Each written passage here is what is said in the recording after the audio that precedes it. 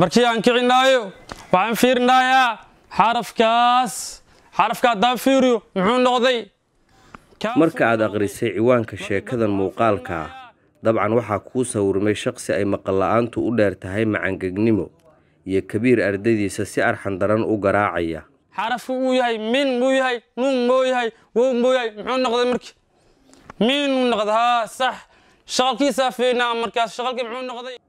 dugsigan oo ku yaala degmada Shibis gaar ahaan agagaarka masaajidka Yaashay ayayse qisadiisu ka duwan tahay oo ka ballaaran tahay fahamkaaga koobaad Xuseen Cabdullaahi Kulmiye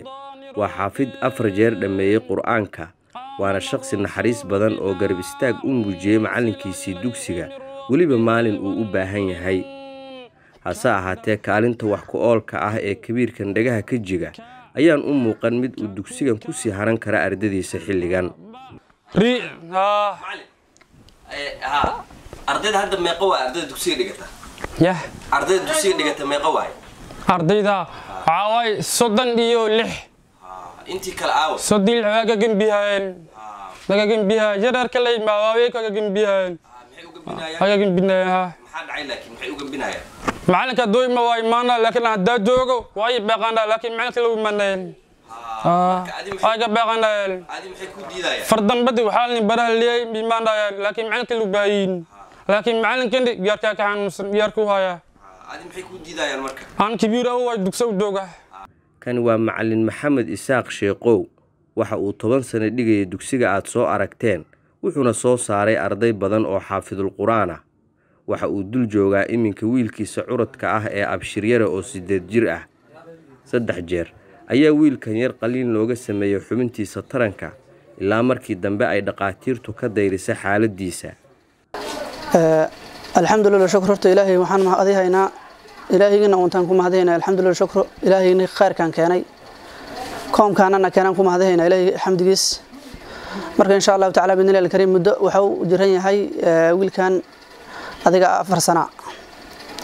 marka alxamdulillah markii ugu horeysay waxay ku bilaabatay xoogaa kaadi isagoo 4 jir ah ay kaadi ku bilaabatay macnaha kaadi heesta xoogaa aad iyo aad xanuunayso isbitaal la geey waxa ma jiraan marka muddo adiga 2 sano hadii la joogay waxa imaaday alxamdulillah rabbil alamin nabar yariisa xoogaa oo baajada korkeeda ku yaalo asiiso socdo laga dareemay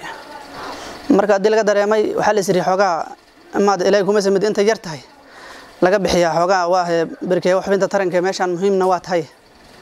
marka sidaas awgeed alxamdulillah ka bacdi gar waa laga bixiyay marka tacaalna ma la sameeyno barkay markaas dhafoog jignaan zaid ma haysanin oo barkay kuma dadaalin markaas waxa dhahnay waxaan wax yariisa waa easy